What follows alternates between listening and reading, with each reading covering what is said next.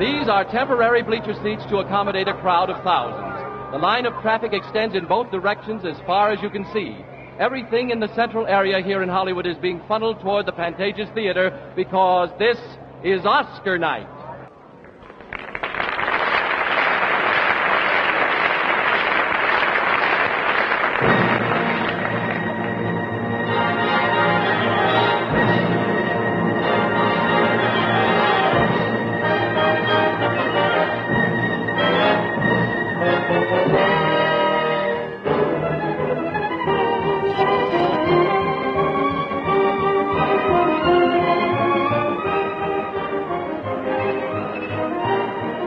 David Rose and the orchestra supply the rhythm as our cameras seek out the familiar faces in our theater audiences, both Hollywood and New York.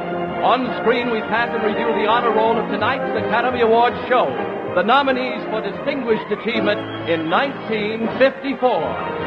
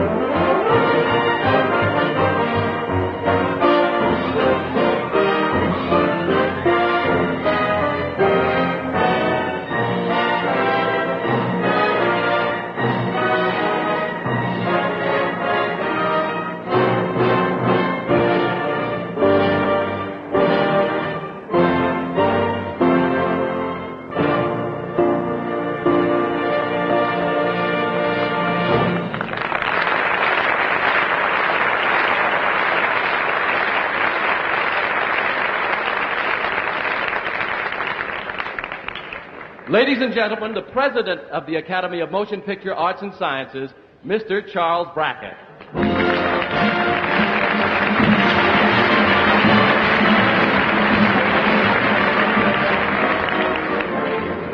Fellow members of the Academy, guests, friends everywhere, This is the last act of the mystery play. This is the night we find out who walked away with the top honors. And if you have any fan blood in your veins, it's pounding hard. Price Waterhouse, our rock-bound accountant, has all the answers in tightly sealed envelopes. Price Waterhouse also has hermetically sealed lips. Secrecy is their trademark. You out there listening, and we officials of the Academy, will learn the triumphant names at precisely the same moment. To open these envelopes in the early part of the program, we have a group of presenters picked by the whole industry as the best of last year's performers, our 20 actor and actress nominees. Rather than having them biting their nails and wondering how they'll fare later on in the evening, we thought we'd give them something to do, and you a chance to see them, our front runners of the year. We're proud of them, as we're proud of all our nominees for 1954, a year of magnificent screen achievements. To act as master of ceremonies, we have a fellow who boasts that he has tucks and will travel, but who put on tails tonight and stayed with us home folks. Ladies and gentlemen, Mr. Bob Hope.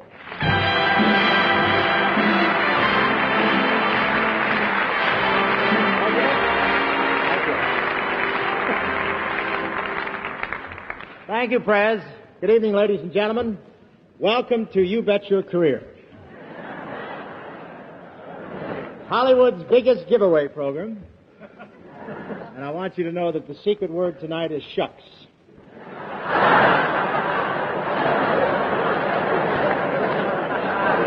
I just want you to know this is the 27th Annual Academy Awards, the dramatic climax of a dynamic industry whose motto is sic tempus ad hoc scurus. Translated from the Latin means there's money in popcorn. Perhaps you people watching don't realize the air of tension in this theater tonight. But 5 rivals for each award are seated out there side by side. We're sitting on an ermine time bomb. The winners will, of course, take home an Oscar. The losers will all be presented with monogrammed do-it-yourself suicide kits.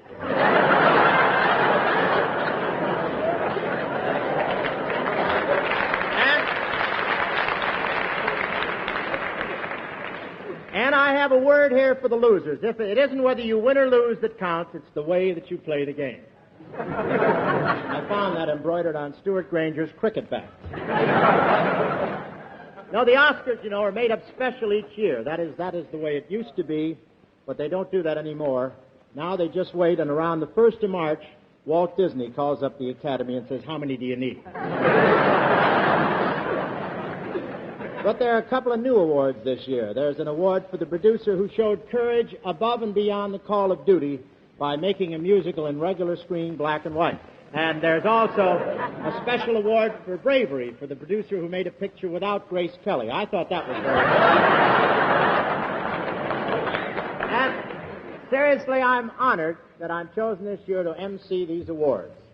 Helping hand out these Oscars give me sort of an inner glow. Well, it's more than a glow. I burn up. Now, 2 years ago, I received an honorary Oscar, but for a man of my determination and honesty, it was a hollow victory. It really meant nothing. As a matter of fact, I only keep the shrine open 2 afternoons a week. But it's wonderful. It's wonderful to have movies booming again after the TV scare. I was a little worried last year when the Oscars came through in a kneeling position. But, of course, the movies are now booming again. Still, television isn't worried, and they'll only start to worry when the motion picture industry has enough money to sponsor this program.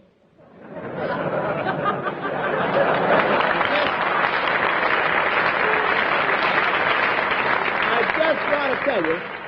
Anyway, I want to say, in the meantime, we've gathered here under one roof the best dressed, most glamorous, most talented collection of automobile salesmen in the world. It's a very, very dressy evening. There's mink as far as the eye can see. And as far as the eye can see, they are mink. And I want to tell you that 1954 was a big year in the movie business. That's the year the 20th Century Fox lost Marilyn Monroe.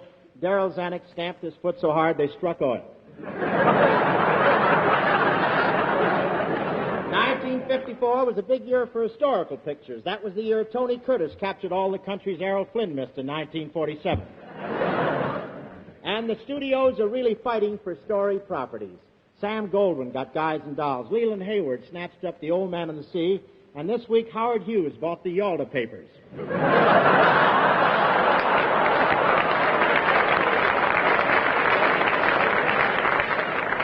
Now his only problem is to which of the three parts Jane Russell will play. But I want to tell you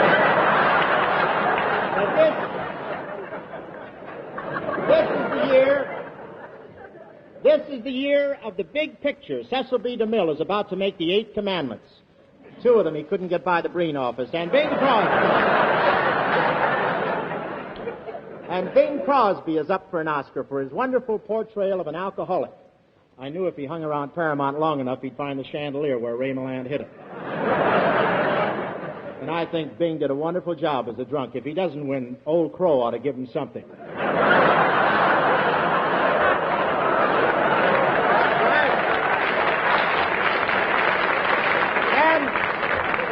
And we have some wonderful pictures up for awards. Just look at them. True theatrical literature. On the Waterfront, the story of brutality and murder. Rear Window, a story of murder and brutality. Country Girl, a story of alcoholism. Cane Mutiny, a story of insanity. Whatever happened to Seventh Heaven? I think I've figured, though, out how to win the award next year. They're writing the part now. I play a psychopathic, alcoholic naval captain who wears lumberjackets, flies pigeons from the roof, and is marooned on a desert island with a guy named Friday. I can't lose.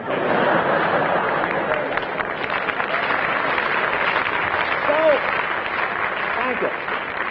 You know, there may be a lot of tension out here in Hollywood, but things are just as tense in the NBC Century Theater in New York, where a glamorous group of nominees eagerly await the results of the voting. We take you to New York, and our mistress of ceremonies, the lovely Miss Thelma Ritter.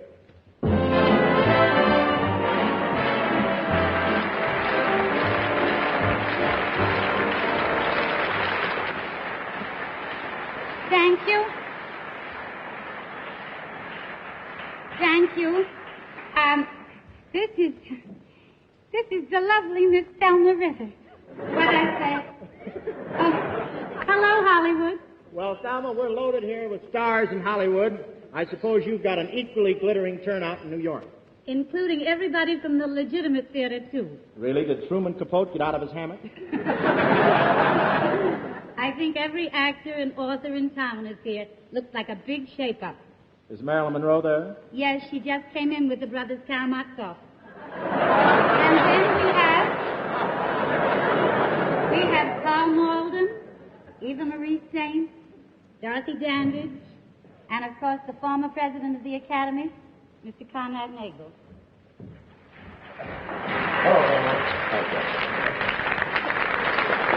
Hello, Bob. Greetings to all our friends in Hollywood. Hi, Conrad. Hope you like our magnificent Hollywood set. NBC has spared no pains or expense to make it authentic. The clouds, which I hope you can see in the background, represent smog. How is the blood pressure out west there? Well, back here in New York, literally everybody is sitting on pins and needles. Well, tell Marilyn I'll be right over with a Band-Aid. And tell everyone else. On both of our stages, representatives of the accounting firm of Price Waterhouse. Here in Hollywood, Mr. Bill Miller. And in New York, Mr. Ward Ogden. In the sealed envelopes these gentlemen hold are such tremendous secrets that 3 times we had to postpone these ceremonies because the wind wasn't right. The first awards are for documentary films. To present them, one of Hollywood's most beautiful actresses, Miss Grace Kelly.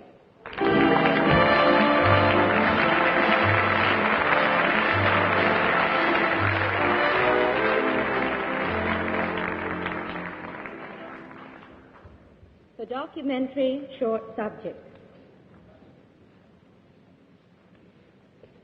The winner is Thursday's Children, Morse Films.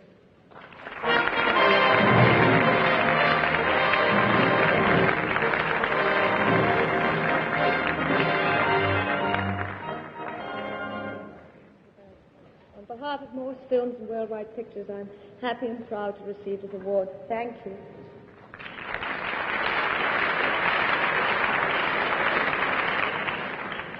The documentary features. The winner is The Vanishing Prairie, Walt Disney.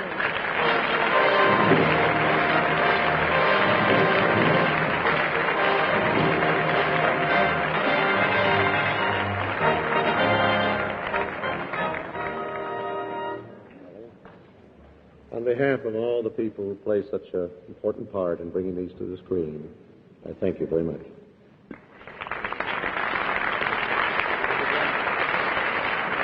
Oh.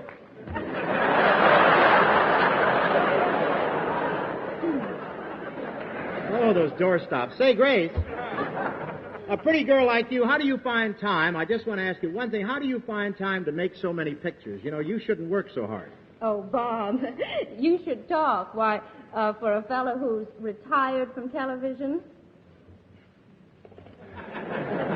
Well, I have a deal with Betty Hutton, you see. She retires 1 month and I retire the next.